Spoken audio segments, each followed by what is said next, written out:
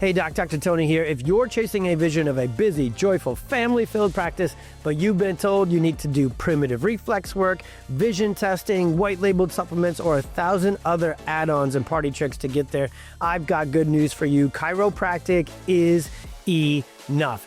Join me, please, for this free training called The Proven Path to a Thriving Family Practice, where I'll walk you through the exact systems that built our 1,000 plus visits per week, subluxation-based, all cash, crazy fun, and impactful practice. No fluff, no gimmicks, just the real tools to serve more families, grow with purpose, and love every freaking minute of practice again. Register with the link in today's show notes and build that dream family practice and life together with us. We got to adjust so that innate can fix sleep, motor, gut, respiratory, immune, and then project management, development, check. Okay, now the brain can come to life. Now they can communicate. Now they can socialize. Now they can regulate their emotions. Now they can remember things. The brain is last. The prefrontal cortex is last. Okay, the big parts of the brain where they think autism and ADHD are, it's last. These kids don't have a disrupted prefrontal cortex. It never got turned on. All right, chiropractors and chiropractic students, welcome to the Family Practice Podcast. You know, the one you've been waiting way too long for, because this podcast will actually stay focused on chiropractic. Not only what it takes to get world-class clinical results for kids and families in your community, but also what it takes to build a legendary, incredible family practice that takes care of your family way beyond your dreams. I'm Dr. Tony Ebel, and I'll be joined by Dr. Matt Hill, Dr. Ellie Wright, and incredible guests, chiros, associates, CAs, all these folks making massive impact around the world. We're going to cover everything: pediatrics, perinatal, family practice. This is the podcast you've been waiting for, because moms and dads and families have always needed us. Now they're finally ready for us. I hope you're ready for the Family Practice Podcast. Let's go.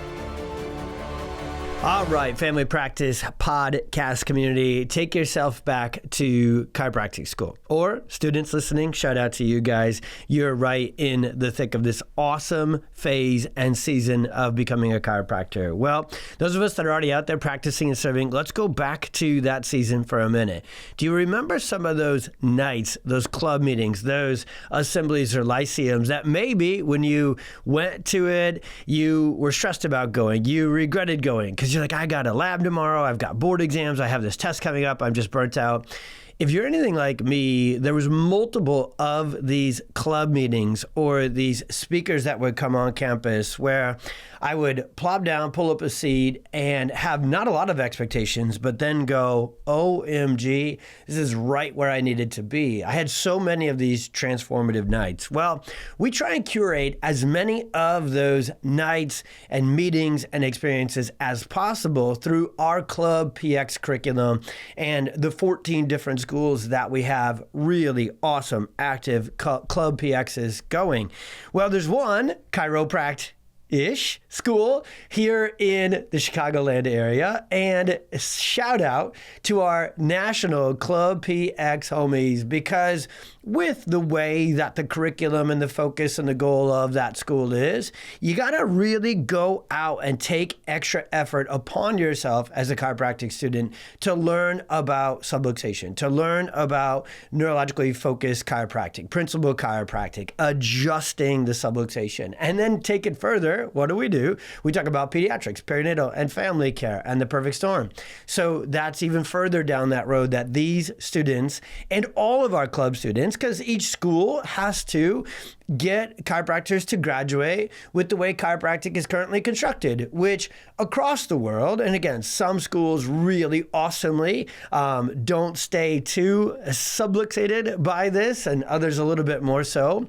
But chiropractic as a whole is still structured academically through board exams, through all those sort of things to get us ready to go with musculoskeletal conditions, back and neck pain, And that's kind of the line they take us to. So when you go to a club like PX, or you go into conversations about philosophy, science, and adjusting in the best of ways as a chiropractic student, or even still a practicing chiropractor, you're doing exactly what it takes to thrive in a subluxation-based family practice. Because if you do the bare minimum, you end up with the bare minimum.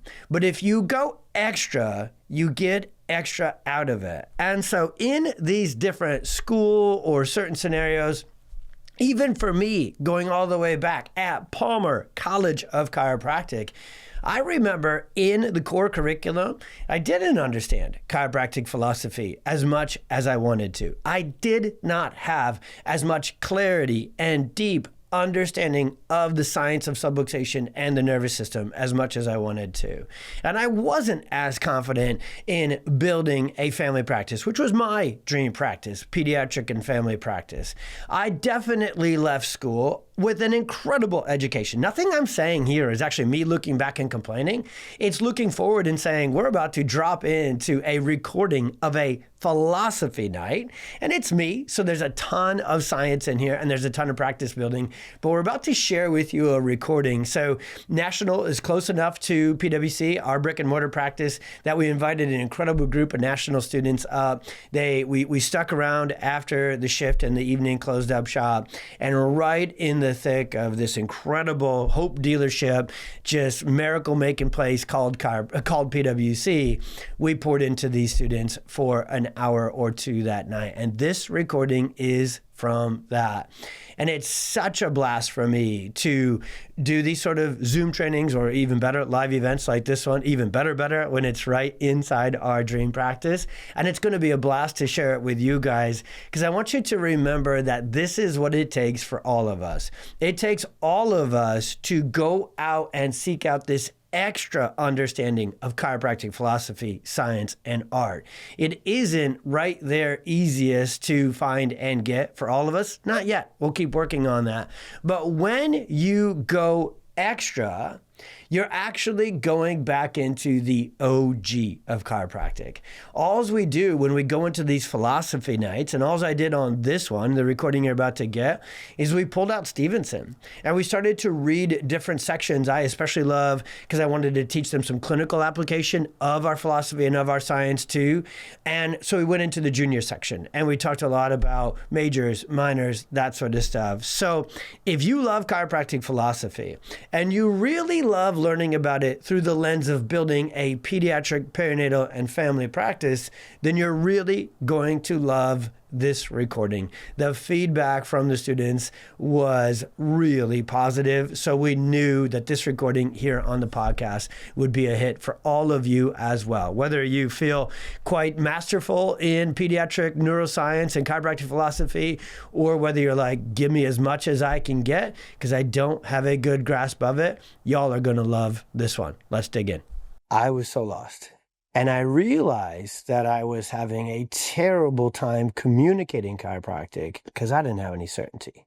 It took a long time for me to figure that out. And I think a lot of chiropractors are still struggling to communicate chiropractic, and they still don't know that the root cause chiropractic is that they lack certainty.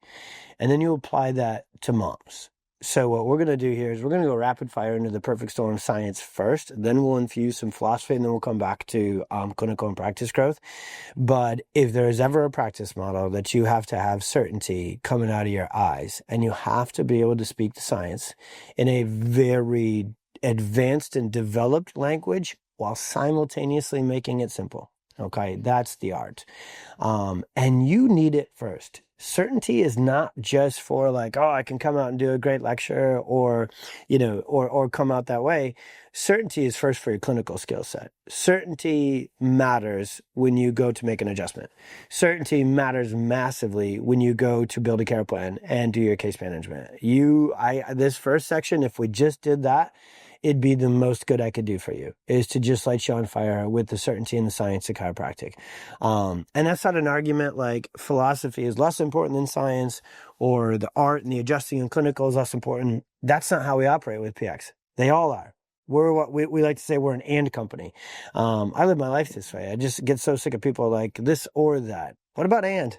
And just bring them together, right? And get the most out of it. And so once I had a friend, Dr. Steve Nagel, gets credit for this forever.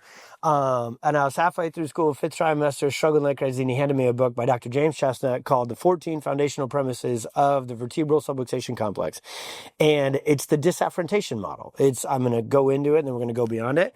Dr. Chestnut, and it never did strike me as quite ironic that the Palmer paper had like 14 different theories. And then he had 14 different scientific points all about disafferentation. I'm not going to give you all those 14. We've updated this to what's called the 10D model, which is really focusing more on birth trauma. But if you just have this as a student, and as soon as you can get here where you're like, I know exactly what subluxation is, I know it with depth, I know it with clarity, and this is the simplicity of it and the depth of it. And you know it neurologically, not spinally. Okay. When we did a tour, did you see a lot of dry spines? Not one. Did you see any disc models? Like, I wonder what they do with stage 3 disc degeneration. I would also wonder what to do with that. Okay. More x-rays. All right. Sounds like they're too old for us. Just kidding. I don't think babies have degenerated discs. And, so science, nervous system, nervous system, nervous system, nervous system. All right. This is just setting the frame. It's important. I'm actually using it to train. I do this always. I've done this forever to train you guys.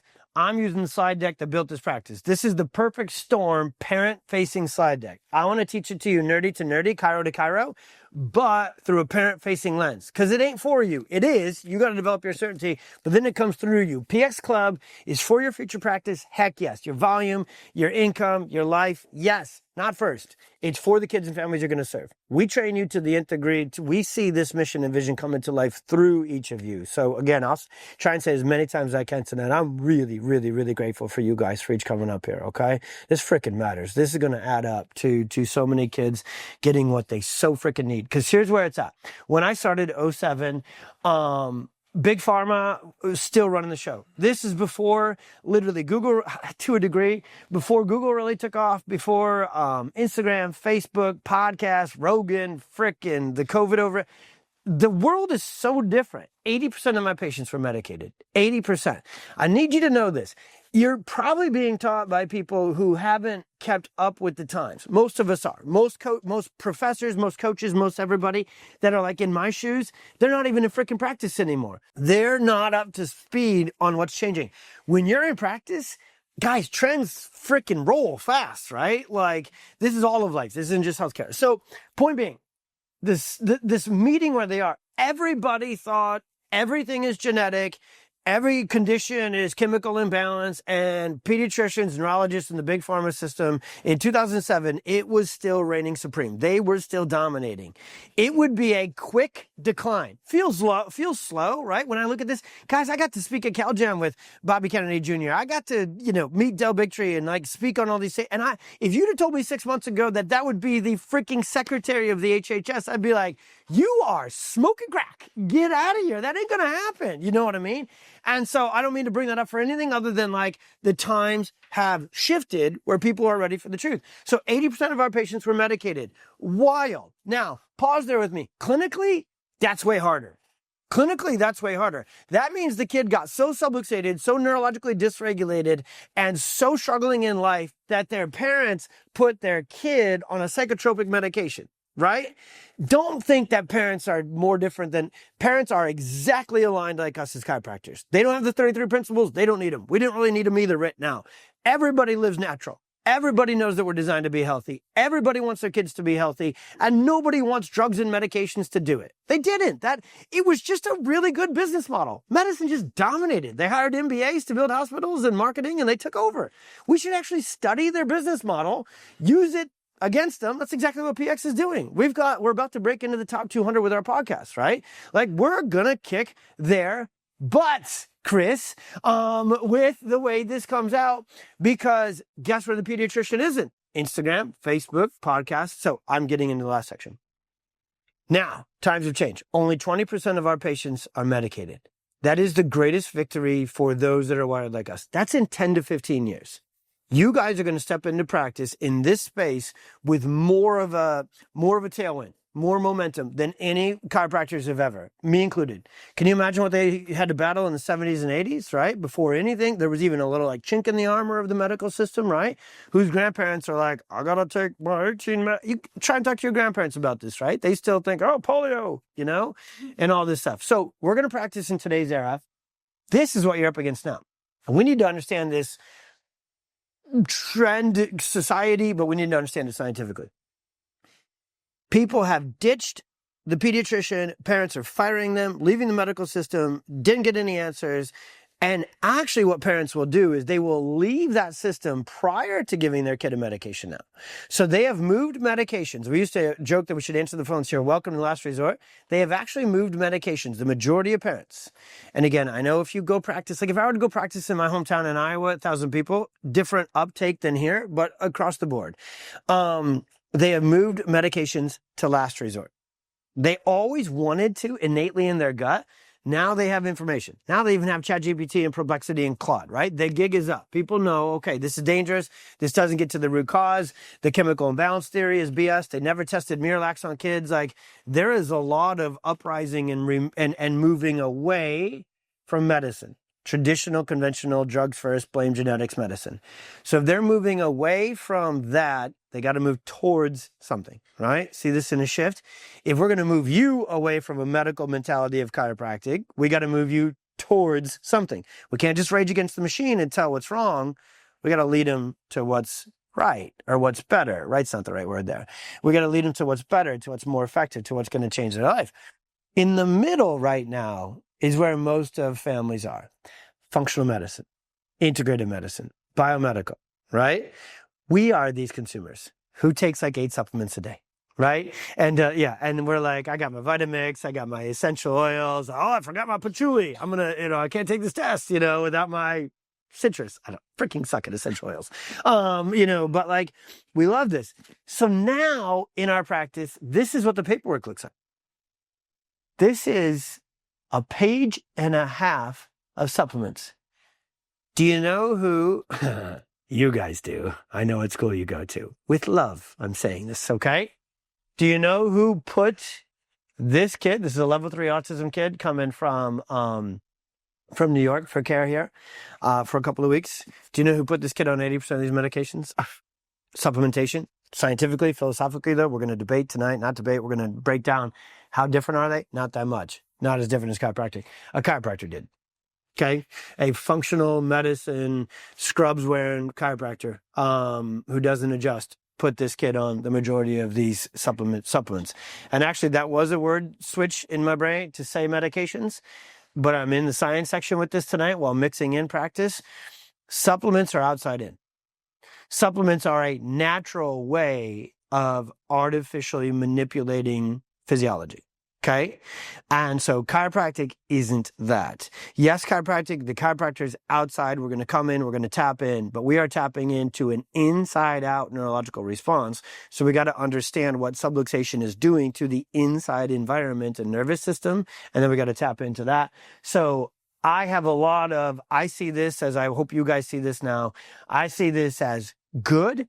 This is better. This is better than medications. They're moving towards us. They're starting to pick up what we're putting down. But they're not there yet. They are not there yet because this is still not root cause. I don't know that slippery elm annihilates a C1 subluxation, and just look at it. Doesn't that sound like what an over-counter medication would say for tummy support, for brain inflammation, right? They've kind of churched it up a little bit and made it sound cooler than like just treating a condition. But that's more medicine than it is chiropractic. Is everybody comfortable with that? And it's not a knock on it. I take my kids to a functional medicine provider, right? If they need some, like we go to this stuff. If they're getting adjusted, obviously this is like our medicine cabinet is this stuff, but it's not in the absence of getting adjusted. Okay. So if you haven't seen Talladega Nights, I can't help you. Okay. This is a part of your life you need to really get serious about, which is watching, and you're not even laughing at the joke, some of you. So how would you laugh at this movie? Okay. If you intern here, you can't graduate. Remember when we had the list of the movies on the board and I made them like put their initials? Like, did you watch it this weekend, Steph? And Steph's stubborn. She's like, no, I made sourdough and messed with my plants. And Jared made me rebuild the transmission, so I didn't have time to watch it. Okay, great scene where Ricky Bobby's like, I don't know what to do with my hands. Man, that's parents. So it can't be providers. If it's them and they're lost in the wilderness, knowing what to do with their family and their kids and how to get them healthy, do you know how expensive that list of supplements was that kid was just on? $3,000 a month they were spending. And that doesn't include the testing that got them there, right? The exam fees and the doctor fees and everything else. And you know what happened for the kid? He got worse. Okay? All right. So we could spend all night on science, but I want to be deep and big picture at the same time so we can go into all the elements of tonight. And remember, you guys are going to PX Club members. We have a lot of this, like the perfect storm, some of the science videos. You guys can tap in. And if you don't know how, ask these rock stars. We've got a lot of this stuff online that you can take tonight and be like, I want to know more about disafferentation, all that. Game on. We got you. This is how we found the perfect storm and connected it all to the nervous system. Dr. Cody, my first mentor, he told me this years ago. He said, because I'm very inquisitive about root cause and everything else. And he said, hey, in order to find the root cause, that's the job of a chiropractor. When you're taking a case history, it's not just OPQRST. You're not just logging symptoms, what gets better, you're actually listening to that mom. You got to sit knee to knee. You got to put your pin down, and then you got to listen. And you got to go all the way back in time. Because that's what nobody else does. Most people take an intake and they're like, tell me what's going on today. We're going to train you to take an intake and say, tell me what the journey to get pregnant was like. Tell me what the pregnancy was like. Tell me what labor and delivery was like. Tell me what the first moments, the first days, the first years. So we're taking a chiropractic case history. And so when I did, because remember, I just framing this, right? Scientifically and philosophically, and then practice structure. I was told in undergrad, genetics cause autism, genetics cause ADHD, right? We all had to take those freaking genetics classes, right? That's what they do. They blame everything. Well, that was a real easy scientific investigation. You math that out and you're like, no, it doesn't. So epigenetics, Bruce Lipton, that sort of stuff is there. So I knew what it wasn't. Then in our profession, what do people tend to get more up in arms against? If you were to literally just kind of gut instinct say it, like pediatric and family practices especially, pediatric and family organizations, do you think until PX, don't cheat, you guys are in PX, it's kind of all you know, do you think until PX came around, chiropractors would rage more against the machine about subluxation or vaccination? You don't want to say it, but it's vaccination, right? As a chiropractor, you want to be like, well, no, it's us. We're the only ones who know about subluxation. We would tell the whole world. And then you go to family practice pages and all they're posting about is healthy sunscreen, vaccination, toxins. Here's how you make your own kombucha. So what has happened with family wellness is we are afraid to tell the truth about subluxation in the nervous system. And that's nuts. And that sucks. And that's not unfair to those kids because we're the only ones who know it. You could be a mom with no education and start a family wellness Instagram page, right? So it's wild. I know I told you I was going to do 3 sections. We're going to do them all at once. It's also the worst business strategy you could ever have, right? Like a mom can literally sell essential oils from her living room and have the same Instagram page as most family wellness practitioners, right? If they're not talking about the nervous system and not talking about subluxation. So what happens here when I dug in and I got into it, what I want you guys to see, because I know it's the parent-facing side deck here, but what I want you guys to see as we go through this is stressed out nervous system. So the 3 T's in chiropractic: thoughts, traumas, toxins, right? Physical stress, chemical stress, emotional stress. The beginning of the perfect storm for most of your pediatric patients is going to literally be emotional stress from mom's nervous system. Now, a quick little addendum in here. This is the worst part of our jobs. When I teach this in our workshop, we've got one, in a week or two, we're doing it here instead of Duke's. It's my least favorite part of my job on the podcast or on the workshop is these initial slides. Because we're going backwards, right? They came to the workshop to get help to go forward, but you can't help them until you really, really, really shine the light on what happened. And it's a dance. It's a fine-tooth comb of how you got to communicate to not let any of this come back and be like, oh, you should have taken a Bradley birthing class and done hypnobirthing. It's not that. I have a son, Oliver, who had an extremely traumatic birth. I was putting this together. I put this PowerPoint together. It was real nasty back in 2008, okay? It was like Comic Sans font and like pictures jacked from the internet, But I did the first ever Perfect Storm workshop. If you don't think God has us on mission, I did it across the street to a bunch of professionals at the mental health board and an ADHD group. It's like medical doc. I came out of the gates. I'm just full little man syndrome. I was like, let's go. Let's see what happens, right? And then options advocacy. So when we moved here and God put us here for this practice, and the first ever Perfect Storm delivered in April, Autism Awareness Month of 2008, when I put this together, this is what the slides looked like in this order. Because from 2007 to 2008, my first year, I did what Dr. Cody told me to do, and I paid attention. And 60 to 70% of the time, it's now about 80% of the time, we found out that they had a really stressful fertility and pregnancy journey. So what I did in 07 and 08, when I found out about it on case history, I just got on Google. And I found out that there's research that proves that. Meta-analysis. This isn't just practice. So the best research, evidence-based, includes practice. That's what they forget to say, right? When professors are like, is there evidence for that? Are you in practice? And they're like, no. Well, then you're only 2/3. The best you could ever fill yourself up with evidence-informed is 2/3. The only way you can fill yourself up is 1/3. Because real evidence-informed is, what is meta-analysis and what does the paper say? What does my practice experience say? And then what does the patient want? That's actually evidence-informed, right? So I'm ready for anytime I go to a school, they're like, do you have evidence-informed? Like, let's have a chatterooski about this. I certainly do. I've read all the research. I'm in practice, so I've observed patterns of what works and what is. I'm not using 1988 research. I'm using today's. And then I'm taking care of patients, and guess what they want? To get adjusted, not medicated. To get adjusted, not supplements, right? Because they want to get to the root cause.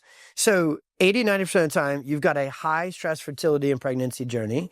And we've got all the literature. Those of you that love reading research, I do, by the way. I'll get you all this. It's amazing. You're going to read it.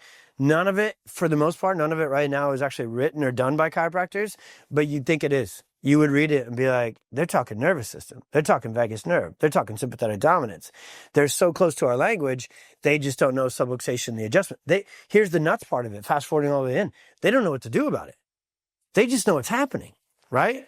And so they don't have anything to do about it. And so there's two problems with the conventional medical system. They don't, if they do, they've obviously swept it under the rug.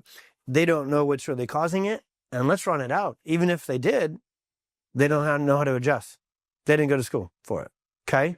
So we're up, homies. We are up. This is our duty. This is our responsibility to this world, to know this, share this, and then do something about this. All right? That's where we're at tonight. So we found high stress pregnancy. The one, if I were to make one pop off the screen, that I will literally be the one on earth, and our crew and our team and our PX world will never shut up about, it's about birth trauma. Okay, that is a huge, huge, huge one. That is one moment in time, and that's the physical trauma and stress to the neck, right? So subluxation is not just physical. It's not just a structural issue. It's not that at all. But because what happens is all three types of stress are read by the nervous system. Ever had a really emotional moment in life? How'd you feel physically?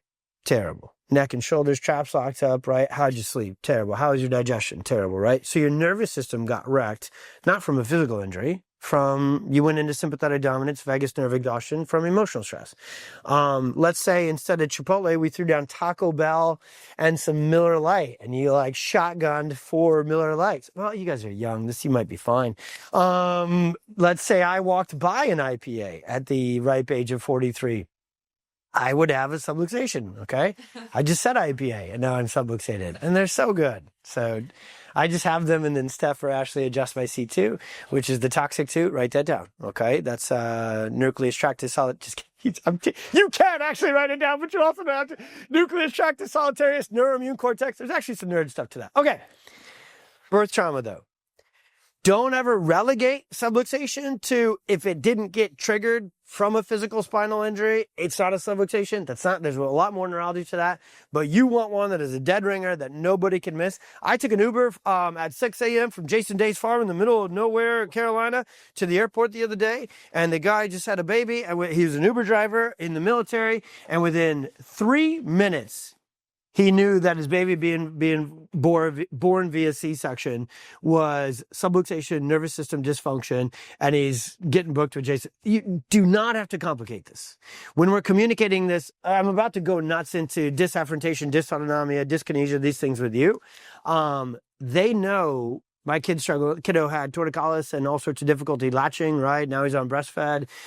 So what I did in the Uber is I did a day one. I listened for a few minutes. I found out what was going on with the baby, what the case history was, what the root cause was. And then I just explained birth trauma, subluxation, nervous system dysfunction. You need a pediatric chiropractor. And he was like, I do. And I was like, cool. Nice tip for that. Okay. So birth trauma. The rest, 3, 4, 5, 6, 7 are the result of subluxation. Medicine pediatrician says, don't worry, they'll grow out of it to the colicky, constipated, chronic ear infection kid. Do they? No. They grow into motor milestones missed. They grow into sensory issues. They grow into ADHD. They grow into spectrum disorders. Because all the way through this is subluxation, sympathetic dominance, vagus nerve exhaustion. So what medicine does is they keep punting it, calling it a different condition. This is why diagnosis is so dangerous, because you're not really getting the bigger picture. And they just punt it and punt it and punt it until they're in school, get kicked out of preschool, get kicked out of school, get medicated, but all of that is sympathetic dominance. So the reason we call it the perfect storm is a couple of contexts all spread into one. One, it's not a thing. It's a multifactorial cause, right? 2, you not only have to have the ingredients, they've got to collide in a certain sequence. You see how sequential this is? So nerves that fire together, wire together. Which direction is that neuroplasticity happening for a kid going down this storm? Very negative direction. Quick aside, you don't need all of them. Not every kid that's going to come into your practice has got to check all these boxes. It could be 1, it could be 2, it could be 3, and then there's a scale. Pregnancy could have moderately stressed, right? Fertility journey could have been moderately stressed. Labor and delivery, this sucks. You don't want to contrast these things out, but forceps, stuck in the birth canal, emergency C-section, forceps where they break the clavicle, that's worse than a scheduled C-section. If you had to, right? If you had to kind of go through this stuff. You do have to. You got to take these case histories. You got to know what you're up against. You got to be able to not just sit here and go, dun, dun, dun, dun, they have this. You got to be able to dive deep into it, right? And I can do it differently here tonight because we're clinicians and going down that road. But obviously, when I present this in the workshop, I maybe don't come out right away. There's a lot of, hey, this is the moment in the workshop where we've got to go backwards because you're here to go forward. So I did it a little bit today, and I mean it. It's my least favorite job. I'd like to be put out of work as a perfect storm chiropractor, right? If the mission were fully true, perinatal practice. But even that, truth be told, again, Oliver, birth plan was not to have a traumatic brainstem injury, right? They won't all go according to plan. This needs to get out. We teach this to, Dr. Alley and these rock stars are going to be rocking it too. In our birth and beyond workshop, a pregnancy workshop, not in a scary way, not in a like, oh, here's what's coming. They need to know that if these things happen, their child's nervous system is going to go in the direction we're about to go. Our birth workshop, pregnancy workshop is a perfect storm workshop. Not in a scary, not in a negative way, in a preparation. Okay. The prevention is, medicine's actually even kind of taken prevention and watered it down and sold vaccination from it. Right.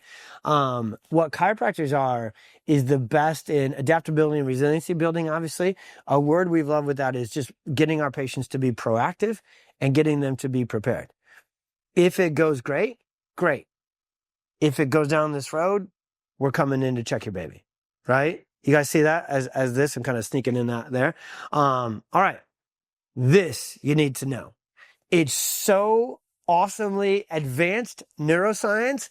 And then it's remember, Tony's from Iowa and his wife's from Illinois. So she made me live here in the suburbs. Okay. But I'm wearing boots. I actually live 20 minutes to the north and I don't like going to the city. Okay. There you go. All right. I do. Then I like returning back home. All right. So where am I going with that?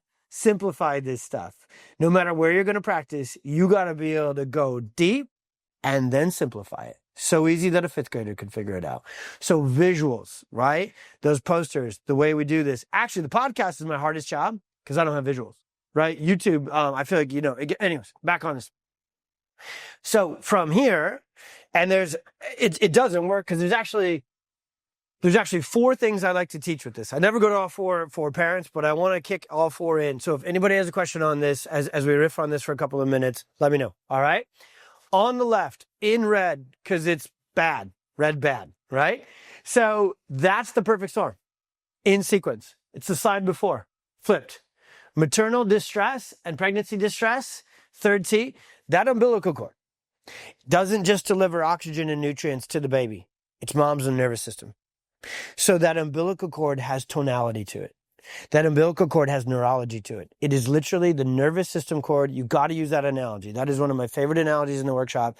Parents need to know, like, that nervous system stress, it didn't just show up when your child started to misbehave. It didn't just show up when they were colicky. It didn't even just show up from birth trauma. In a lot of these cases, that nervous system stress hit there first. What part of the body, and I don't even kind of say body, but like it's the only way to say it. Where does mental emotional stress hit? Straight to the nervous system, straight to the autonomic and central nervous system. How did God design us? You have to take an embryology class, right? It's technically kind of like a neurodevelopment class. What kicks off first? The notochord. Dr. Matt will be so happy I said notochord. It's his favorite thing to say in the workshop. Shout out to Dr. Matt on this one. So spinal cord, dural tube. I'm such a tonal guy. Neural tube, right? Comes out of that. The central and autonomic nervous system, y'all, literally develops first. Before the heart, before the lungs, before the eyes, before the ears, before the muscles, before the stomach. You know who needs to know that? The rest of the world. The storm hits the nervous system first. Health. So I'm going to jump ahead because I just don't want to miss saying this. I'll say it a couple of times. The reason that it's so dang effective clinically for our next section, getting results, to know the perfect storm in vivid detail, down to the very beginning and in sequence, that's how you get kids better. How do they have to heal? If the nervous system is the first thing designed to be active and coordinate, control everything else, can somebody really heal gut first if the nervous system hit the storm first? No. And the rest of the world is trying to tell our patients it's a gut-brain connection, and they're not wrong. They're just not complete. Okay? It's not inaccurate. It's just incomplete. And so maternal stress hits that first. Birth trauma, neuromotor system. When you really study pediatrics, never take this. This is a PX pro tip. This is the life I want you guys to live forever as chiropractors. No matter how far down the road you go with PX or you take this training and God calls you to some other specialty, guys, we got you. This is how you want to do chiropractic. Neuro in front of everything you say. You talk about the immune system of someone, it's the neuroimmune system. You talk about the musculoskeletal system for Canadians, it's the neuromusculoskeletal system, okay? You talk about the gut, neurogut. So the motor system is kind of like where a PT or an OT would live, right? And a pediatrician is like just somewhat good enough to evaluate the motor system and see if a kid's making their milestones, right? The stupid chart and all that sort of stuff. Isn't it funny that, okay, sideways. Actually, we'll go here for the sideways. I'm being dramatic here, overly dramatic, and I'm a dramatic person, okay, with this, which is why I have 3 daughters, prepared for it, okay? And so the pediatrician exists on the genetic theory, the chemical imbalance theory, and height and weight charts. That's how they measure a kid's health, okay? The last thing you ever need to be worried about in your career is the pediatrician being more scientifically advanced and accepted than you are. It is the dumbest model of healthcare that has ever existed. It's like a freaking Trans Am and cassette tape and AOL sort of healthcare, okay? It is so outdated. It is so archaic. And it would be one thing if they were just net neutral. I'll finish my rant after this. They're dangerous. Having inaccurate information, not telling people the truth, and then applying treatments off the wrong truth. If it was just net neutral, pediatricians, the medical system were just not helping our kids, but not harming them, that would be one thing. They're harming them, you guys. Not just too many vaccinations, too many antibiotics, too much Miralax, too many things. That's an issue. You know what else harms them? Not telling them the truth about where health comes from. It's harm to keep people away from the truth. It's not fair. It's our job to know this science and speak to it. So birth trauma motor system, PTs, OTs. We've done this talk almost as many times at like therapy clinics, PT, OT, speech, and sensory motor. They are trying to get a kid's core strong. You know what causes a weak core? Hypotonicity in the cervical thoracics from birth trauma. Okay, bottled up, cerebellum, nervous system. We're going to get there in a second. So you can't get a kiddo's motor system better if you don't get their neuro system better. Everybody tracking with that? Where neuro starts everything. Okay, if you wanted to get a little bit nerdy, and this is just to make you feel better about all the money you're spending on school. Do you know what I study and love and use all the time now? Tracks, CNS tracks, the sensory motor tract. The spinal, like some of you who just had that class recently and hates me right now. Yeah, that hit you hard, bro, right there. He's like, oh, spinal cerebellar. Take you out, Tony. I'm going to stay light over here, all right? I don't know where it goes exactly, but I do know what it does, okay? So what's interesting and awesome, I love doing this for chiropractors. The motor system is all neurology, right? It's all neurology. Those muscles don't know, especially the phasic stabilizers, all the ones of the spine, and they don't know what to do. They're not being told what to do, right? The nervous system on autopilot does. What happened to the nervous system? Jacked up, subluxated. So how's the motor system going to be? An absolute mess. What's the cerebellum going to be? An absolute mess. What's the dorsal horn going to be? An absolute mess. So the sensory motor tracts, the spinal cerebellar tracts, and things like spinal thalamic are going to come into play with thermal scanning and everything else. That's why kids get sick viscerally first. So the colicky baby whose motor system is actually a mess. What's the first motor milestone? Jaw, head, neck, nursing. Right? I actually break it down, go nerdy. Ooh, this is fun. We should just do chiropractic perfect storms every month. Even if it's just for me. Okay, to nerd out this much, I would like this. Okay, you want to come to the farm? We'll do the next one at the farm. We have like 4-wheelers and a pool, and chickens are nuts. They make you look calm. Okay, and I love that. Okay, and I love the non-calm. So the truth is, the visual motor cortex, I'm on this because we got a kiddo that we just onboarded with congenital glaucoma, our kiddo. And so actually go Chiro nerdy. I would never put this in a workshop. The first neuromotor tone, coordination, and symmetry that needs to happen is the eyes. Okay. Then the head and the neck and the jaw. When you look at a motor milestones chart for kids, I think I have one in a slide or two. It's not actually detailed enough. And again, it's perfect for a parent workshop. But a chiropractor, clinical pediatric chiropractor wizard needs to know that this cranial system and upper cervical system, it's going to distort sit up, tummy time, or let me go in order. It's going to distort head and neck control, tummy time, roll over, sit up, crawl, walk. That's a simplification of it. It's going to throw the kid off with their motor milestones, but there's actually stuff before that with visual motor cortex, reflexes, and a lot of that stuff. And subluxation sets up shop there from breech position, birth trauma, and those things, right? So we're really now wreaking havoc on the motor system.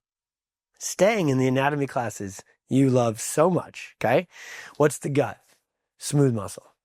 So it's a motor system.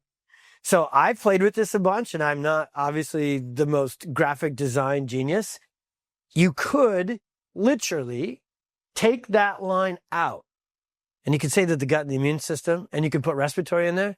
It's a muscle. It's a motor system. It relies on movement and motility for most of its health.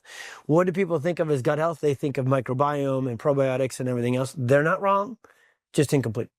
Most important primary function in here, we'll see if we get to it tonight, but the most important primary function that Chiro science and philosophy teaches us is in kind of a neurogastric way. The gut function is motility, then absorption. So the nervous system, this is all neurology, okay? It's got to move along. Then the nervous system, the sensory nerve endings into the gut and the enteric system need to observe, okay, those are the nutrients, those are the things we want. So there's absorption. Then there needs to be assimilation. The protein's got to go here, this got to go there. That's all nervous system. It's all nervous system. So motility, absorption, assimilation, and then elimination. What does everybody in the functional natural health world blame autism on? Gut health, neuroinflammation, gut-brain connection, leaky gut, constipation, and limited detoxification. Who's heard all about MTHFR, COMP, and everything else, right? They're not wrong. They just don't have the whole science. How many times have you heard me say that already tonight, right? So medicine, they're just wrong. I was gonna try and be nice for a minute, and it didn't come into my head. It was, whoa, you know? It's like I have teenagers, right? It's like Addison loves it. Okay, we're not to edit this one out. I love that baby girl, but she's 17. So the way she sees the world, I'm like, ooh, I love you, baby girl. Swing and a miss. We all were there. I was like, that's not actually anywhere close to true. Let's work on this, right? And so functional medicine, she'll be there in 5 years. I have no idea where this analogy is coming from. I'm definitely pulling this one out. But so they're so close. And so here's where this is. And I love this one. I could teach for 2 hours on this guy. Then toxins and chemicals do get into the gut. They do get into the bloodstream. All of that science is right. It's just layer 3 at best, right? So when a holistic pediatrician and person on Instagram says we're getting to the root cause and they're just telling people to not put toxins in and detox, they're not. Not if that kid had not if that kid's subluxated. I'll just go there with it, right? They're not getting to the root cause. That is the kid 2 slides before. All of those supplements were for the gut, they were for the immune system, they were for inflammation, and they were for the brain. And they didn't do jack for that kid because you can't skip the foundation. You can't skip A and you can't skip B and expect C to work. So that's functional medicine, right? And it's scientific before it's philosophic.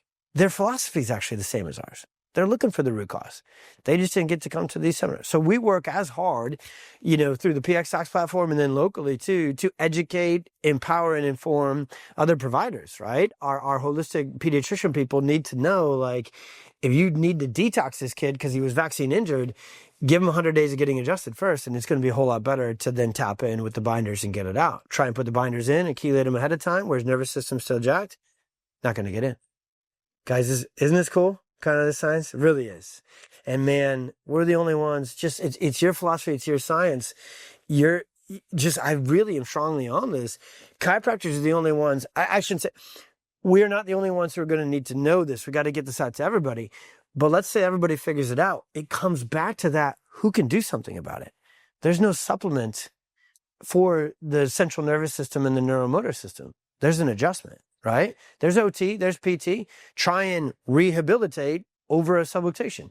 You can't, right? And so our PTs, OTs, so we teach this stuff to other professionals as much because they're freaking awesome. They're over here. To get a kiddo better, all the way better, we might need all of our homies eventually. And obviously we're looking to go without the red one up there, but they got to start here and then get there.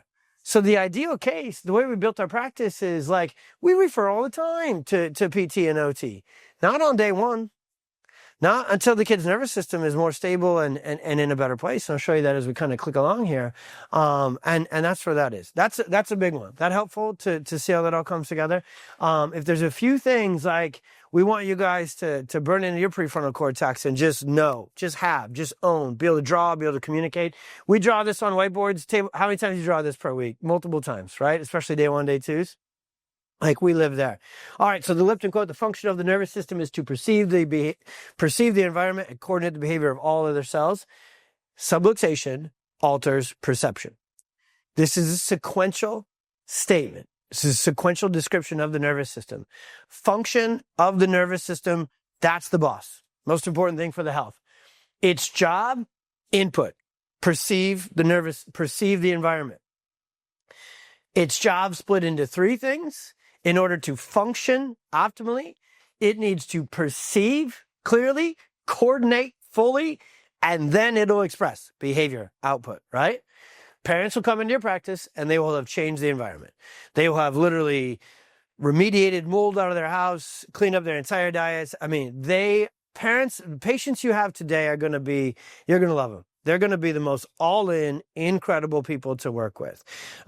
Practice today is simultaneously more easy to get people in, right? Get them to pick up what we're putting down, okay? Easier than ever before. That's step 1, because they're coming towards us. They're leaving the pediatrician, they're leaving the medical system. They're actually kind of getting burnt out on functional med and everything right now. So they're ready. They're ready for somebody to tell the truth, talk about the nervous system. Y'all, the nervous system's trending.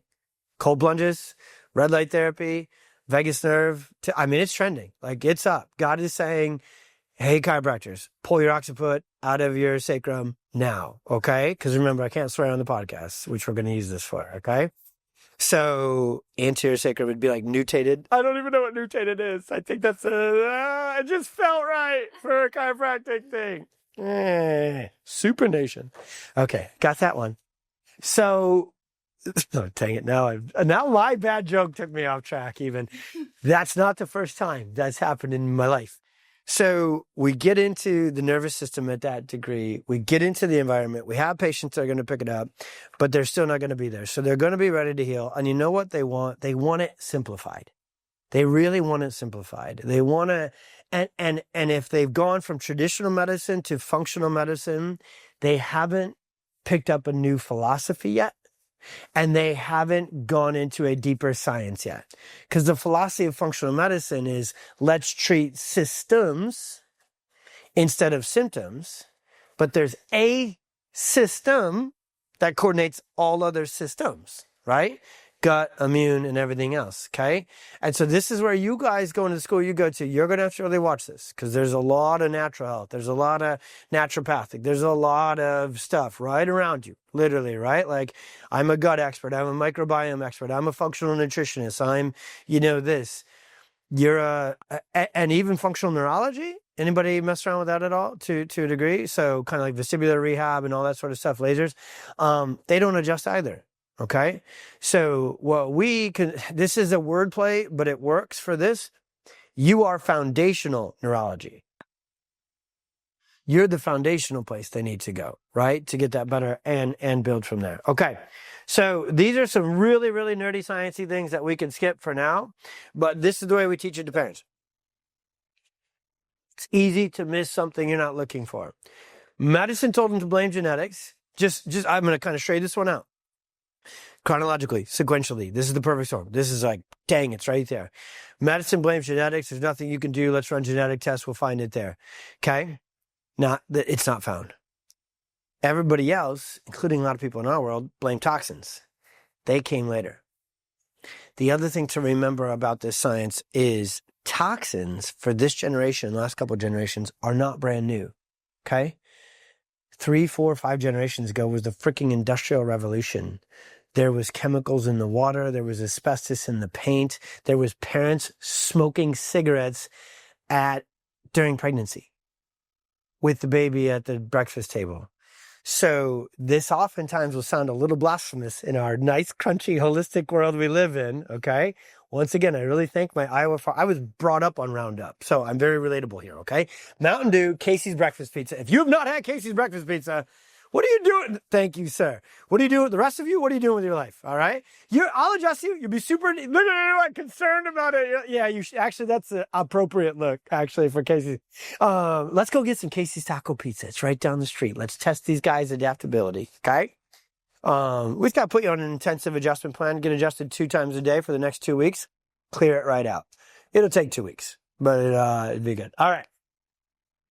Toxins, all that, not new. The world needs to know that. Not to remove toxins from the equation. They're an issue. We've changed the way we deliver babies. 3 to 4 generations ago, midwives, home birth, or at least in the hospital, less intervention, less C-section, less grabbing a kid by the head and neck and yanking him into the world. That is subluxation. It's not fun to talk about. It's not fun to look at. In the other presentation to parents, we actually play a YouTube video of a C-section where the doctors are just whistling and joking. It's happening. No one's telling them what's actually happening. It's easy to miss something you're not looking for because everybody's blaming genetics. Later on, they're going to blame toxins and everything else. And this baby's storm starts there. 85 to 90% of our patients have some documented birth intervention. Okay? And they're all bad. What kind of subluxation is bad? Every kind of subluxation. It's just a degree of bad. Okay? All right. So kind of rounding the corner on this. These slides here, guys, they're just driving, again, this is a parent-facing workshop. These are studies. We'll go into them. You kind of got to read the room sometimes. Whether these are, even when we present studies, we present it in clinical context and making sense of it, but they're in there in case somebody, in case at this stage of the workshop yet, there's still a dad like, I haven't seen any papers yet. Okay, Steve, here's one. All right, there you go. Are you happy? All right. So Steve's my dad's name, so I threw him under the bus for that. Okay. All right. So sequentially, developmentally, here's how development of the brain happens. Don't overcomplicate it. This slide is super simple. It has emojis so that we don't miss it up. Motor system, gut, immune. So just now, I could probably put the triangle. I've taught it a few times where the triangle's back on this side. Okay. So we're nervous system first. Nervous system is controlling everything. This slide is meant, we've already established that the nervous system controls and coordinates everything, okay? So from the nervous system, now the nervous system in order needs to control and coordinate these things for kids. Motor development, gut and immune. That's the first layer of the triangle, first 2-3 layers. Social, behavioral, emotional, speech, cognition, brain-based stuff, that's all in that very tip of the triangle, right? You're going to get patients that are going to come in and they're going to have autism, ADHD, and anxiety diagnoses. And the parents are going to write down, they struggle with social challenges, behavior challenges, emotional challenges. They're not talking. They're cognitively delayed. They're, socially, emotionally delayed. So all of that and then some is kind of autism, ADHD, and all the neurodevelopmental. Everybody see that? Kind of spit out of that? They can't do those things well. Every one of those kids doesn't sleep, doesn't poop, is sick all the time, and their motor system's a mess. So when you go to work on getting a kid better, this is where we're going to switch right to clinical best practices. The first thing you take care of is the nervous system. That's where you live. That's where you go. Hey, Family Practice Tribe, if you're tired of doing this thing called practice all alone, and if you're chasing the dream of a family-filled practice, but you feel stuck in the weeds, then the pediatric experience is your path forward. PX is not just a membership.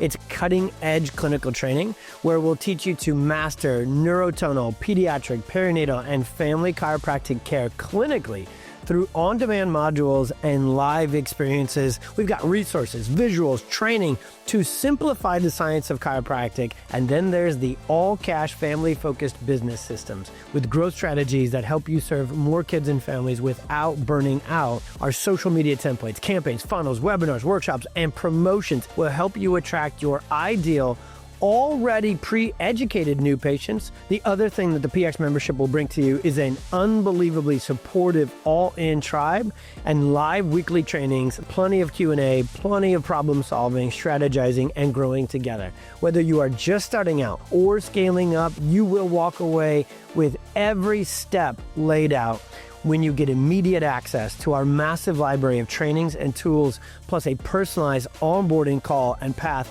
to help you implement this membership. Head to the link in today's show notes and join the PX membership today. With that link, we're giving you a free 30-day trial to check out the membership. You won't look back. So switching gears, it's right inside here, 2 clinical best practices. And again, this is actually on the parent-facing Perfect Storm.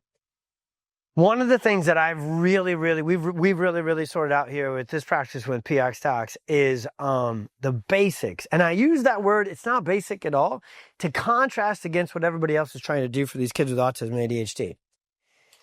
Autism does not begin, we had a reel go viral about this actually, and it's so freaking right. So I think people were like, oh my gosh, that is true. Autism doesn't begin in the brain, it ends up in the brain. Okay? Autism begins in the nervous system, then wreaks havoc on the sensory motor system, triangle, nervous system dysregulation, subluxation, dysfunction, dysautonomia, we'll get into all of them, then sensory motor dysfunction, then gut and immune and neuroinflammation, and then the brain's like, that's a mess. I'm struggling with what? Everything. With autism, right? And so what'll happen is you'll get these autism, neurodevelopmental, oftentimes they're chiropractors with like functional neurology, and they'll be like, I'm going to work on the brain. I'm going to work on reflex integration. We're going to work on vestibular function. We're going to restore the microbiome, take all these supplements. We're going to change his nutrition, and then lasers and hyperbaric oxygenation and all this other sort of stuff. Even if you haven't seen it yet, because I'm talking about it tonight and your phones are always listening to you, it's going to be on your Instagram tonight. All right?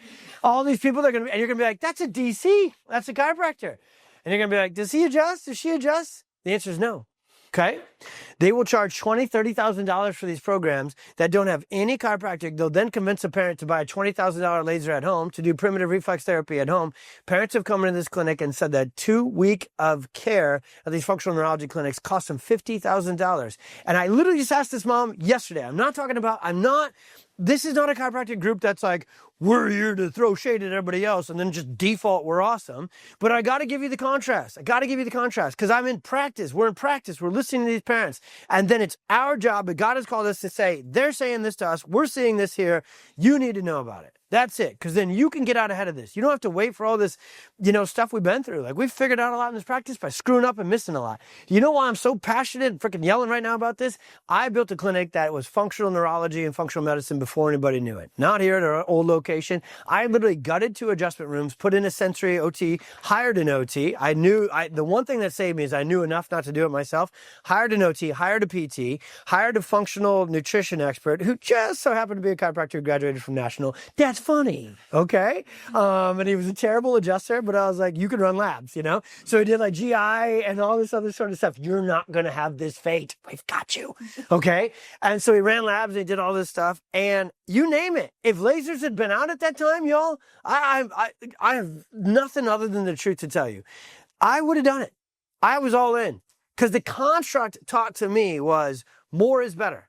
Right? More is better. These kids are this sick. They have this many issues. More is better. Adjusting's not enough. Chiropractic isn't enough. My first 3 years of practice, before I took all these certifications, did all this and remodeled my practice, I didn't know anything other than chiropractic. And I had great chiropractic mentors, and I was very certain in subluxation. I had insight scans, and I knew how to give a legitimate care plan and a legitimate adjustment. I knew how to find a primary, and I knew how to adjust well. That's all I knew how to do. I was lied to. Gaslit. Did I get it? I think I got it. Gaslighting's been a really struggle for me to figure out what the hell it is. Okay, guys. Some multi-year journey I've been on with Steph's help. It's really a lot of training, a lot of frustration on her part. Because I'm like, I got it. She's like, no, you don't. But recently I've been on fire. Okay. Gaslit. That's good. On fire. So they said these kids have gut issues. They have all this other sort of stuff. So if you're not working on primitive reflexes, if you're not doing vestibular therapy, if you're not doing visual therapy, if you're not doing all this stuff, you're not doing enough. And I was paying them to teach me. I was sitting in their class. So I listened and I did it. That is how I learn. I don't just take the notes and I take it and I do it. The only way to know is to go is like my foremost Tony principle. And so I put all this stuff into the clinic, you guys. And for the first 3 years, I didn't know any of that. So I didn't do any of that. Our results were nuts. Our clinic blew up on the perfect storm of pediatrics. I love marketing. I've always been pretty good at it. And I will work hard. I'm a farm kid. I go after it. My wife is a first generation Croatian immigrant, Chicago family. I freaking love it. Her dad's an entrepreneur. We know it. I say that to say our practice blew up and got to the level that you know it as from clinical freaking results. Because that's louder than any reel or podcast you could ever do. Moms will tell the world about you when you get their babies better and out of the store. They're the most badasses on the planet. And we work for them, and they would then saddle up and support us. Years 3, 4, 5, after I got all this sort of stuff, and started to do all the bells and whistles, the primitive reflexes and everything else, we track our results in 2 ways. And I need you to know this is clinical best practice. This story is coming in form for clinical best practices. We track first, objective, the function of the nervous system. That's how we track. Insight scans, thermal, EMG, HRV. If they're changing, nervous system is reorganizing, nervous system is rebuilding, nervous system is calming, nervous system is less sympathetic dominant, the vagus nerve is coming back online. These are things you can measure through scans. We'll teach you. Tonight I'm not going to do scan interpretation. I'm going to bring it into context but there's a lot of times we go deep on it. Yep. And you guys can come up here and we can play with it another time and everybody can get scanned. We can do stuff like that, right? Or Clausen's office or, we got options, right? We could do that with. I think, was it, who was talking with you at Duke's about possibly doing a scan night? Patrick. Yeah, Patrick, right? Okay, awesome. So, scans run every 12 visits religiously since I've been in practice from day one. I never We told them we're going to get results with your nervous system. We didn't tell them we're going to get results with your symptoms. We never tell anybody this is a treatment, this is a cure. Not at all. That's a part of the communication training. So I started doing all this other sort of stuff, trying to get, the reason I'm talking about this here, all of that was sold to me as brain-based chiropractic. Okay. It was sold to me that now I'm a brain-based chiropractor and I'm working on primitive reflexes and I'm working on the eyes and these things are more of a direct portal to improve the brain. And that's where the problem is. Turns out the number one thing that absolutely wreaks havoc on the brain is subluxation. Turns out the primitive reflexes are retained because subluxation is retained. Turns out the visual accommodation and vestibular incoordination and gravitational insecurity is because subluxation jacks it up. There, we went like nerdy and then Iowa right out of the gates, right?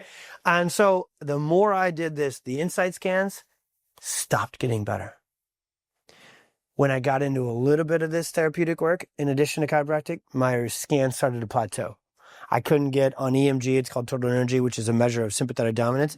It stopped coming down. The pattern score is a measure of how organized their sensory motor system is, how efficient it is, right? It stopped getting better.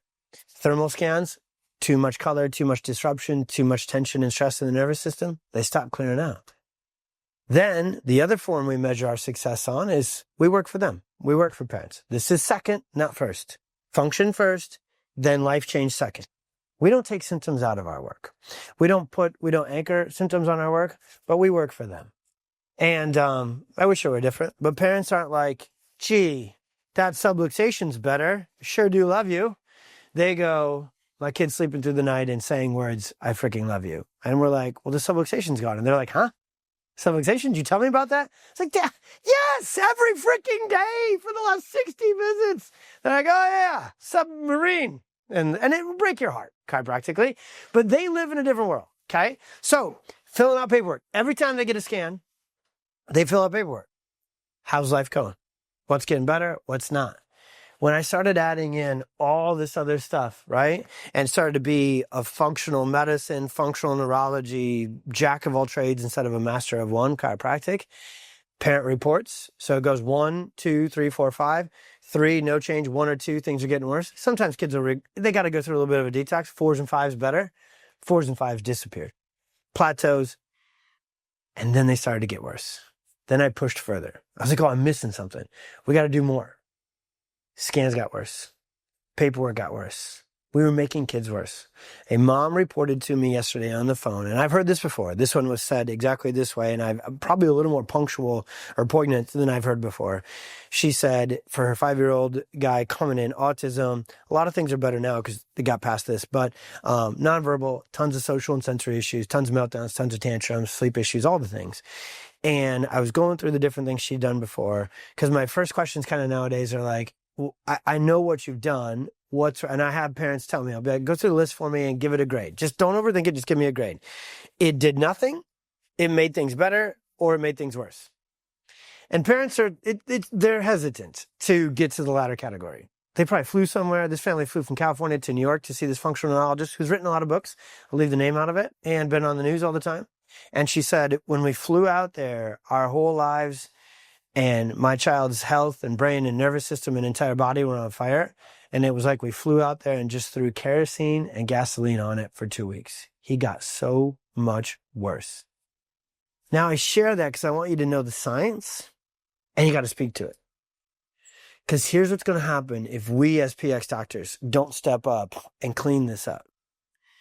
Word will get out, oh, chiropractors make things worse. This is a thing. Okay, and I'm sharing it with a chiropractic audience versus a parent audience, but we got to really step up. One of the most downloaded podcasts is what to do when you've tried everything and nothing works. That would be this, right? All that. And then another one was explaining the difference between functional medicine, functional neurology, and chiropractic. Because we are no longer awesomely homies. We're no longer last resort. Parents actually today, for the most part, will put medications last. Let's celebrate that. Let's lean into that. Let's serve through that. We're usually second to last, though.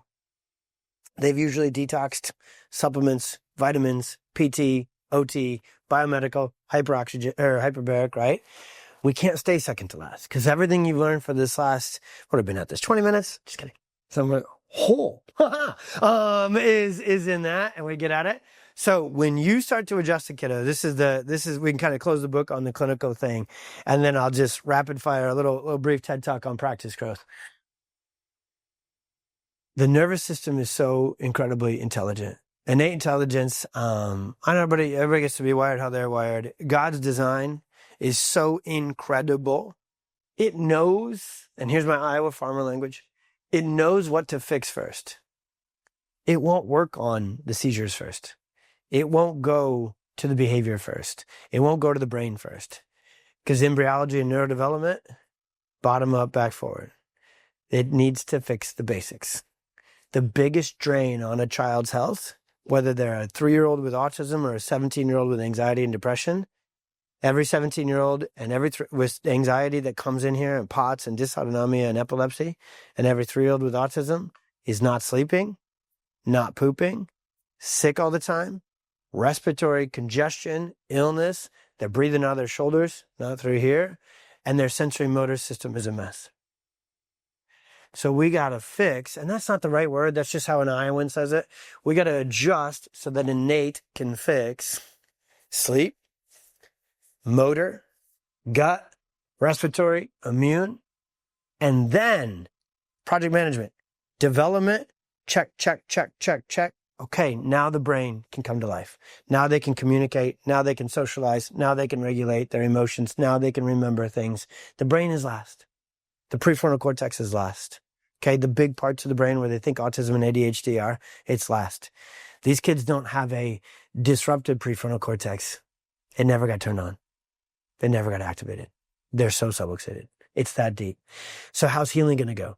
Just like development should go. In chiropractic, they used to call it retracing. We've updated that word to call it reorganization and rebuilding. So the nervous system, when you start adjusting a kid, it might take 6 months to get what we call the neurosoft signs and the basics better before the brain changes at all. You got to be able to communicate this. You have to be able to build this into your care plans and your case management. You can't expect a level 3 autism kid to be singing sentences in 30 days and 12 adjustments. You got to know neurology when you build your care plan. You got to be patient. You got to be sequential. And then they need this too. They need to be able to see some changes. They need the scans. So here's how we clinically manage our cases. Management's not my favorite word, but it fits here. Function first. We stay in our lane. We are most beholden to changing the function of the nervous system. Not their physiology. It'll come with it. But it's second, not first. Not their symptoms, definitely not their conditions and their diagnosis. So we live and die by scan changes, okay? Then from scan changes, soft signs, daily life struggles. Are they sleeping better? Are they pooping better? Are they breathing better? Are they sick less often? Is their posture better? Their gait better? Their tone better? Their coordination better? There's a lot of motor analysis that we do. We're very, very neuromotor in our technique and our assessment. We don't wait for the kid to lay on the table to begin checking for subluxation. Subluxation wreaks havoc when they're moving. You'll see it. Once you're done being a PX doctor, you'll never be able to go in public anywhere and not see subluxation. You'll be like head tilt, C1, C2, counter torque. I would adjust that seated, diversified, Gonstead, and then toggle. Just kidding. But we will get into the clinical stuff as well, okay? And then the brain gets better. All right. Okay, let's show you one. Before we get this is just too powerful to not give you one case. This is Teagan prior to coming up for an intensive. Neuro, postural, visual. Look for subluxation before you palpate. You'll see it. See that head tilt? See the shoulders? See the compensation? So Teagan's almost 3 here, or 2. I'm terrible with that part. I know subluxation patterns more than birthdays. Has not taken a step yet, an unsupported step. They've done PT, OT, orthotics. She's constipated. She doesn't sleep. Sensory issues. If you haven't done look at how funny she is. If you haven't done gross motor function, you're not talking, so no words, right? So she is developmentally delayed across the board. No diagnosis. This is not a family who was like about the diagnosis. They're about the solution. Freaking funny kid. She's so cute. And if you think she's red-haired and fiery here, meet her. And then you're like, whoa, raging bull in the best. Right before they started, because this thermal scan, and then that's her EMG, the total energy is at 413.8, should be about 150. Okay? She's blasted. Sympathetic dominance tension. This I would never teach at a seminar or at a parent workshop. Pattern, exhaustion, disorganization, symmetry. Subluxation always has asymmetry, right? And so what you really see with this is, yes, tension. Yes, it's blown out. The reason she can't move is not just hypertonicity. You have to have symmetry, tone, and coordination. See where these signals collapse on that EMG, like at our CT junction and all that? We needed to adjust there. You're going to be taught as a PX doctor, there are some adjustments where it's blown out, it's wound up, it's stuck in that sympathetic increased tone. You got to go light there. You got to release that. You got to go tonal. You're going to have a lot of patients, even pediatric ones, who are completely exhausted and their transition zones are shut down, and you got to get after it. You got to light those up. You got to get those active, okay? The best technique is not a technique, because the doctor you know or the club you love does it. The best technique is the one that that kid needs and that patient needs. So we're going to train you on a multitude of techniques, okay? We're going to train you to be a mixer of techniques, which is funny, okay? If you know the whole conversation chiropractic. So that's Teagan. These two kids, they're not kids, they're freaking, one's married now and graduated from college, Francesca there, but they literally were having seizures and anxiety and depression, and Francesca had eating disorder, and so they tried to take their lives before coming up here. They tried to not be here. Now Francesca's graduated in 3 years, married. Her and Cole have become best friends. Cole is thriving. We're still trying to get him to go to chiropractic school. We lost Francesca. What did she did, like forensic science or something? Come on, Francesca. They've been interviewed on the podcast. That's like a whole nother level of nerd. I was like, can't you scale back your nerddom a little bit and just go to chiropractic school? But Francesca's spicy, so she listens to this one. Shout out to that homie there. These two are such world changers, and you're going to be world changers taking care of people like this. When they came up for an intensive, you got to remember, these families had tried everything. When they came up here, these two kids said it. They didn't think this was going to work. They didn't think we were going to help. They needed to meet us with our certainty, our confidence, conviction, and then they needed to actually get better, because it was such a big leap for them to believe, right? People say that, buy into chiropractic. They actually started a specific Snapchat channel, and anytime we or another PX office has an intensive of seizures and epilepsy and teen that doesn't want to do it, they will connect to the teen via Snapchat and invite them to the channel and encourage them and empower them to get adjusted. So they are freaking young adult advocates for chiropractic. My job inside this PX world and all that is to try and describe verbally what this practice model and what this is like. I'm not doing it justice. I'm not doing it justice. No matter how much I talk and no matter how many words and how enthused I am about this work, I can never tell you how freaking awesome it is. Rookie. Okay. All right. Rapid fire. There we go. And then Oliver, he's a bit of a miracle and a badass. That is my son. And tomorrow, he's Oliver. He sets his goals to things. He's dialed in. He's well adjusted. He's a miracle. He's just born with brain trauma. So pulmonary hypertension. So his lungs, he was such a fast birth with a brainstem injury. He didn't get the kick. He didn't get the fluid out of his lungs. So if you just say it how it is, kind of neurophysiologically, Oliver was born drowning, right? That's what that is. And fluid in his lungs, he couldn't kick it out. So the number one birth trauma injury Oliver had is heart, lungs, cardiorespiratory, right? That then created a hypoxic injury to his brain, and he started to have seizures and severe brain issues. They told us he had a 20% chance of living to the age 1, and if he did, this is at Lutheran General right down in Park Ridge, 20% chance of living to age 1, and if he did, 99% chance of epilepsy, autism, CP, he's never going to walk, he's never going to talk, you're going to need all these medications, phenobarbital, Keppra, and everything else. That's 2009. I'd put this workshop together in 2008, and I had seen just enough patients to know. And I had, most importantly, clinical practice, yes. I had Dr. Cody, I had mentors. I got into rooms like this, and I knew what the heck was up. And I knew medicine. I knew they'd say that, and I knew they had their perspective. And I adjusted them twice a day, sometimes 3 times a day when I was in the hospital.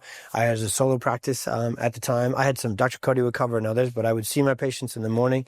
I'd get in like 5, 6 o'clock in the morning. We'd often stay down there in a hotel. I'd get up in the morning, get in the hospital first, adjust him, come back, adjust patients, drive back down 14, super fun.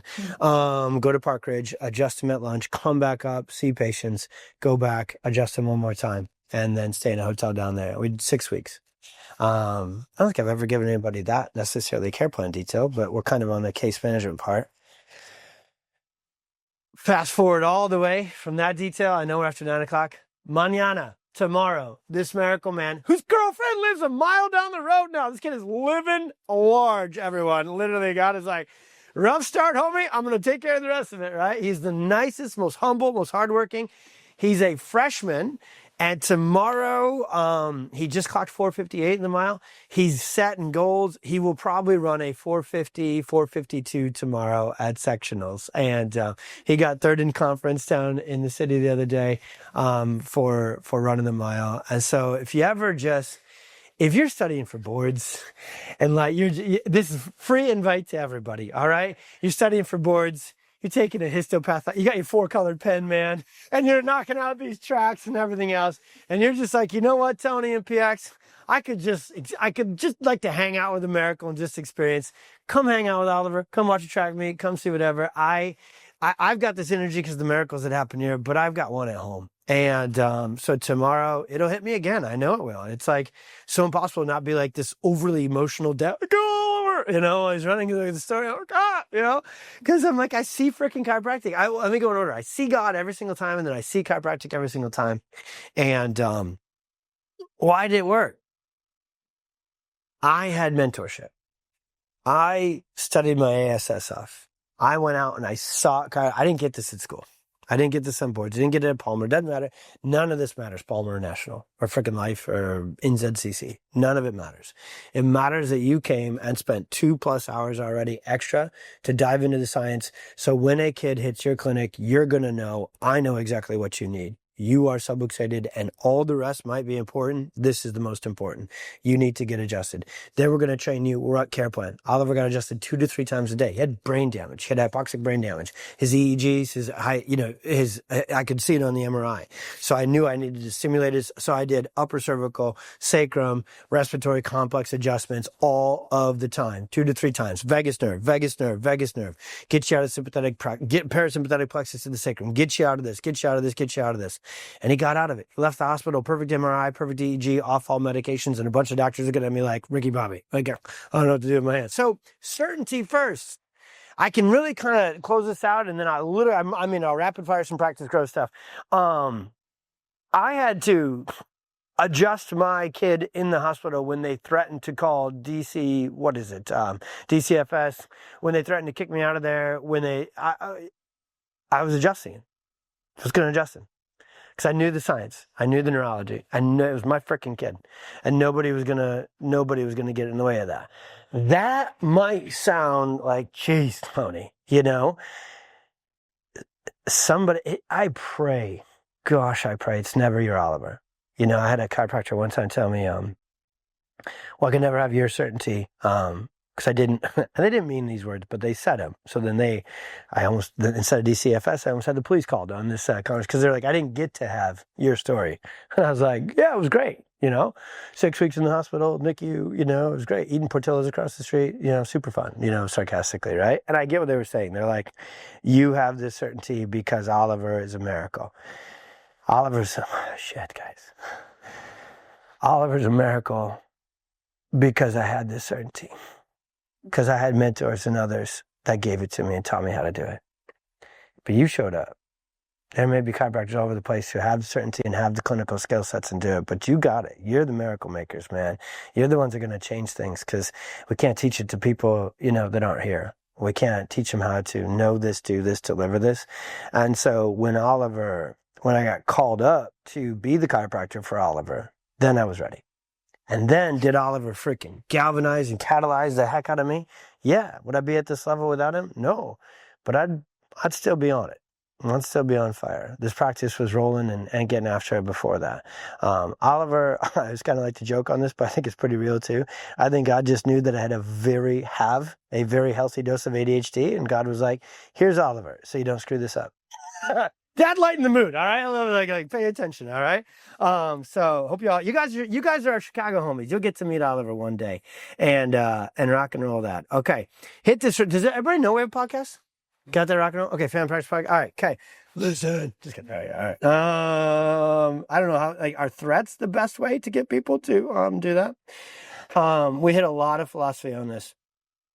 So this we talked about all night, okay? 5 minutes. Everything starts here. This is practice, growth, freaking formula, framework, proven. You can't skip any of these steps. You need to go in order. I've met a lot of chiropractors who can market their way to a successful practice. They'll hustle, they'll grind, they'll go do all that. They eventually will get found out. Their practice may succeed volume-wise and kind of collections-wise in the beginning. Moms will talk, patients will talk, communities will talk. If you can't get clinical results, that doesn't mean you can't go out and run ads or do screenings to go get new patients to the door. But if you can't get them better, they're going to tell everybody that's not the place where you go to get better. All right. So there's a lot of ways I could say about this, but world-class clinical certainty. If you just did this, okay, we're never going to teach you this because you got a responsibility to help as many as you can with the time God gives you here. If you just did this, you could build a practice without Instagram, without Facebook, without a podcast. But when you have this, when you know this, you deliver this, why would you? Why would you be quiet, right? And you don't need to be me and expressive and crazy. So PX has literally got almost 1,000 docs, and some are quiet and introverted, and they do their stories, and they do their videos, and they do them in their tone, right? And they do it their way, because parents don't want you to be me. They want you to be you and do this work. Okay, so clinical certainty will do everything. This is not about the spine. This is not about posture. This is not about primitive reflexes. You are a nervous system doctor.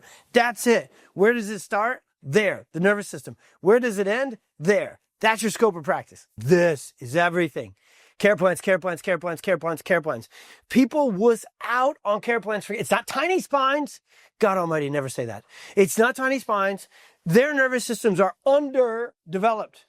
They haven't developed resiliency and adaptability. So if you destroy resiliency and adaptability before it even has a chance to become adaptable and resilient, who's got a worse subluxation, a kid or an adult? The kid. And I don't even like playing this out, but it's worth it. And then who, if you were to tell the truth to about care, if they got adjusted and got chiropractic, would get the most out of life? A kid or a 58-year-old with disc degeneration? A kid. So why would it be free? Why would you wuss out on the care plan? The opposite. And then be a mixer with your technique. This is essential, okay? Match the technique to it and do that. Do not mix in other healing modalities. That's how we do it. Okay, so bam, bam, bam, bam, right here. The model for this. It's not any more complicated than this. Plenty to teach you within each of these, okay? We have an entire curriculum within the PX membership, within our seminars. You guys are literally next door neighbors to us, so you can tap into all of this and then some. The entire first best place, which is why I wanted to spend the majority of tonight on clinical science communication. So inside clinical results is certainty, right? If I were to really kind of build out this number one, give it a little bit more description, it would be your certainty, which then infuses into your clinical results, your care planning, everything we just covered aggregates into that. And what we do differently, and I actually awesomely went at it in the best of ways, in a really good way with Life University, whose our certification program is through. They initially said that I couldn't have a communication module. I have about 20 to 25 hours of communication training in our CERT program. And they're like, that's not CEs, that's not clinical. If you can't communicate, that kid's not getting on the table. So if you can't communicate to the parents, there's no need for you to be a masterful adjuster, right? Because you're not going to see kids. And so we thought we have communication fully dosed into our training. And that's the one place amongst many places where the other options of pediatric chiropractic training, where the gap is really, really big, where PX just goes at another level, that's communication. Care planning, clinical, we're in a league of our own. And I don't like talking about us, but it's like, you got to know the truth. Our obsession is clinical results. So our training is just at a different level. It's not outdated. It's what happens today. Then we do communication.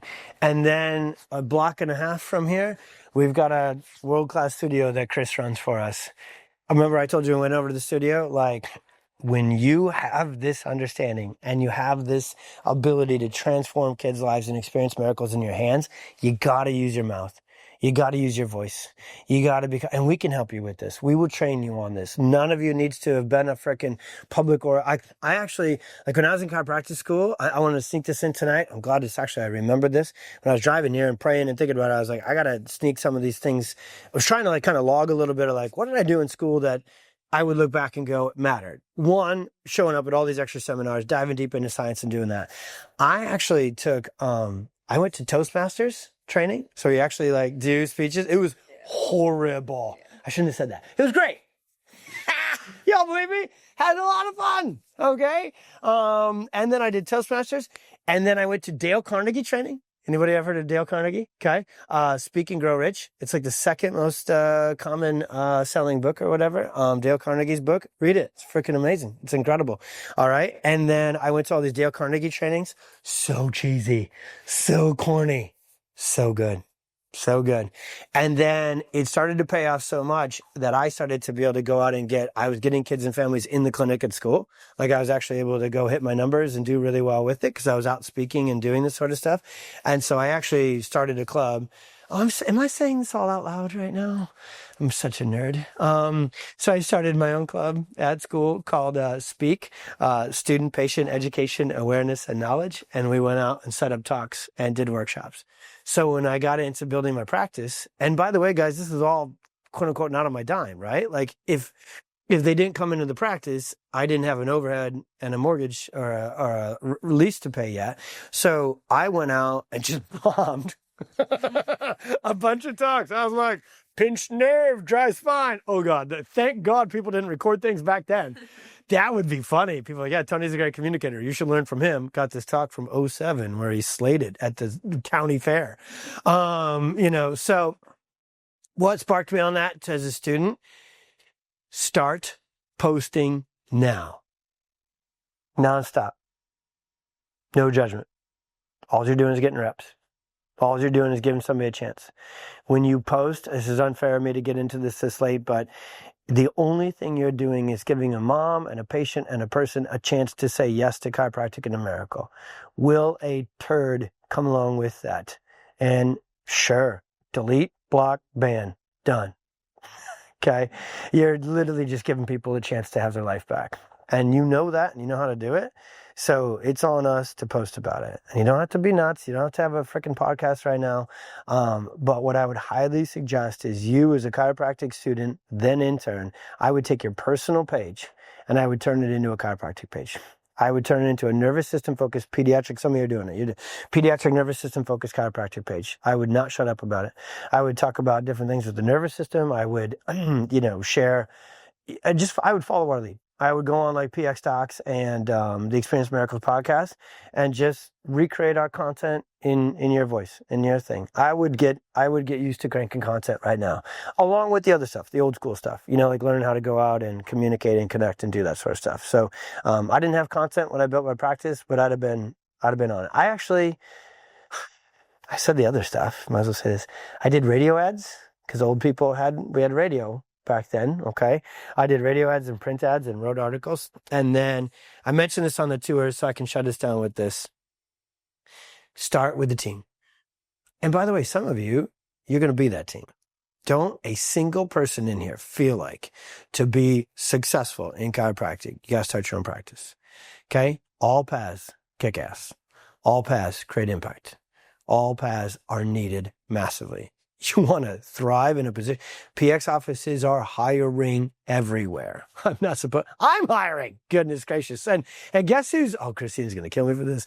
Guess who, but no, she'd tell the truth too, because we live in truth here with everything we do.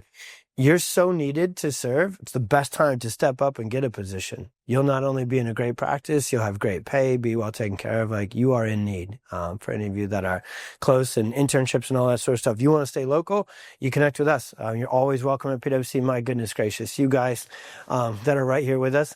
If we could have you guys as one of those hearts on the intern map and coming to serve, we would take every single one of you for internship, for associate. Like, I just think there's something extra magical when you're at where you're at and you give a crap enough to show up to Club PX and get after it. Again, I've been contrasting a lot tonight more than I like to, but just to try and get you guys the most out of it. Different schools where it's kind of like right there, it's almost like those students, they're a little too comfortable. It's a little, I don't know, call this like the way I'm wired, but like when you got to go out and go extra to get it, you're not afraid to continue to go out and extra and get it. When it's too comfortable, it's right there. So anyways, when you start your practice, start with a team, have it right out of the gates, and just know, I brought clinical results into it one more time. Can't not shut up about this. Here's the list. So grab a shot of that, and you guys can share it out. I do feel like there's more than 5 things we're trying to disrupt within chiropractic, but one night journaling and praying, just trying to put them together so I could kind of aggregate this into, here's our job, here's our list. We start with clinical. We want to train you at a whole different level than anybody else in chiropractic ever has. So this is kind of like PX's strategic plan for chiropractic. How can we change chiropractic the most? And why do we want to change chiropractors? For changing and replacing the pediatrician. So it's inside out to the world. We serve the profession inside so we can go out to the world and make the world better. We love chiropractors, love chiropractic. We love kids and families the most. So that's the sequence there. And so we just have kind of broke this apart and said, turns out chiropractic has more than one subluxation, okay? And it's a pretty serious subluxation. So clinical first, build your practice on clinical results. I know I'm redundant, broken record, and I know it's late. Number 2, you can crush in branding and marketing. It's never been easier. If I started practice today, that whole Chamber of Commerce stuff, no, not a chance. They wouldn't know me. I wouldn't be there. I wouldn't be at the country. The Country Inn and Suites, 7 a.m. on Tuesdays. It's like Dunkin' Donuts for coffee. I was like, I hate my life. I'm not over it yet, clearly, you guys. I need to go to like a neuro-emotional practitioner and get through this. Anybody do best? Or I got to go see Clausen. He's a weirdo. He'll do it for me. There we go. So branding and marketing, you can crush it. You don't have to go screening. None of you ever have to do a screening. You know what a screening is on my phone? Here's a screening in 2005. 2025.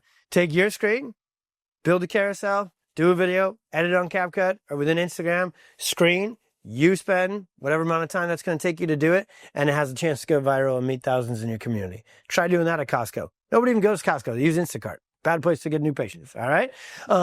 So success, it's not just your numbers. I'm so in overtime. I want to stay here till 2 a.m. It's not just your numbers. They matter. That's your volume. That's your impact. I've had 3-day weekends, connected with my family. You can ask this team, and I try. Oh my gosh, we're constantly tweaking, constantly working on. We're so excited about a new thing this summer. We've had the best life with our family. My relationships, I've made a couple of jokes. My relationships with my teenagers are through the frickin' roof. I have been busting my ass my whole career, had a really busy practice. I even have 2 other companies, and I keep track of my fitness. I keep track of my relationships. I keep track of my kids. We are on vacation literally every 12 weeks. You do not have to sacrifice anything to succeed in chiropractic. There is a model, no matter which path you choose, that you can will thrive. And it's my obsession to do that, not only for myself, but to try and do everything I can for the team. And they know if we're sucking at it, they can be like, you're sucking at it. Help us out here and get it better. And so this is an obsession of ours. Success is a lot of different metrics, but it's that in there. You don't have to dilute. You don't have to do shockwave and rehab and primitive reflexes to be successful. And kind of back into it. Goodness gracious. I am so freaking committed to building, 2 million, then 3 million, then 5 million, then $10 million practice. And I'll be truthful. Right now, where we're at, the way God blessed our life, when it was just me, we were good. Financially, there's nothing more. And the life we live now, there's nothing, those books are all true. There's not another ATV that's going to change my life, into that. We all deserve to live the most kick-ass, incredible life, from fulfillment to impact to income. It's an and, it's an and, it's an and.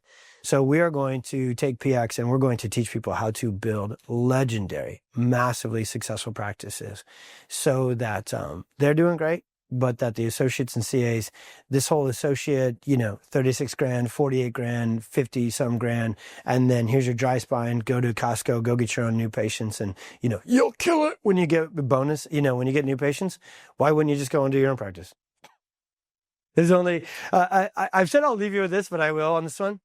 There's 3 ways that an associate can work out. One, most associates aren't. You're an independent contractor. Most people call it an associate and they're not. It's an independent contractor. They're actually doing it illegally. And so number one, you get that arrangement. You have to go out and get your own new patients. And option number one is you sign that contract or whatever it is. You go out, you try and go get your own new patients. You're not skilled at it yet. You don't quite have the communication training. You don't have the brand to do it. You don't do well at it. You don't get new patients in the door. You don't do well. You don't make any money. You got student loans and cost of living, and you get burnt out and you hate it and you leave chiropractic and you leave that position. That's happening way too much. Scenario number one, we need to eradicate. Scenario number two, you go out, you sign an independent contractor, you got an established practice. Instead of what we're going to get to 3, they tell you got to go get your own new patients, and you go out and you do it. You're freaking just like a machine. You're like, bam, they like me. I said subluxation and they came in and everything's good. And you crush it and you build up all these new patients and you're doing well. And you're going to be like, why am I giving them 40%? Why am I giving them 60%? So you're going to peace out. You're going to go open your own practice. And now the first practice is still back to a mom and pop, right? And we just repeat the cycle. Now you got to practice, you got to practice, you got to practice. And now we can't take on medicine because we're just a bunch of little boutiques. Instead of one big badass office that could take over a whole community. See where I'm going with this? So option number 3 is we all serve together. We all serve together. And you're well paid, you're well supported. You don't have to be in charge of marketing. You don't have to run the business systems. You don't have to do anything else. You step into that role and we serve together and we absolutely slay it together. And then there's continued growth and there's continued leadership positions. Like we want our team to stay forever. They don't have to stay on the tables forever. They don't have to, there's roles, there's things, there's a mega ship we're going to be built. So we need leaders to stay here for 30 years and do it, right?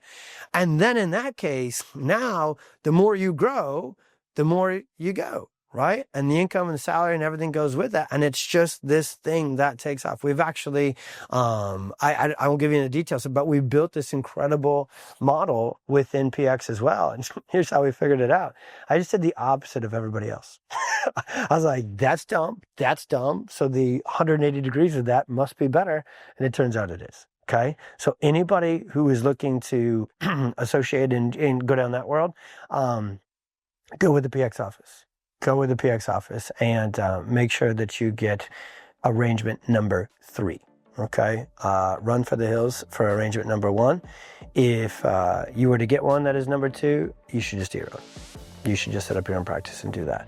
But number 3 is awesome. I can't speak to it. I would be inauthentic if I, were to say I haven't lived that life, but I'm obsessed with my homies on our team having the best life possible because we're already in a good place. So everything from here on out is really about giving and giving to our team first and then giving to chiropractic so that we can give to literally millions of kids and take over for those pediatricians. Hey, Dr. Tony here, and I wanted to say thank you for listening to the Family Practice Podcast. If you enjoyed this episode, like and subscribe to the show so you don't miss a thing. Also, if you're looking for more content from us, you can absolutely subscribe to our newsletter, watch exclusive episodes on YouTube, and dive deep into the articles and blogs on our website. All of this is linked in today's show notes. Thanks again, and we'll see you on the next episode.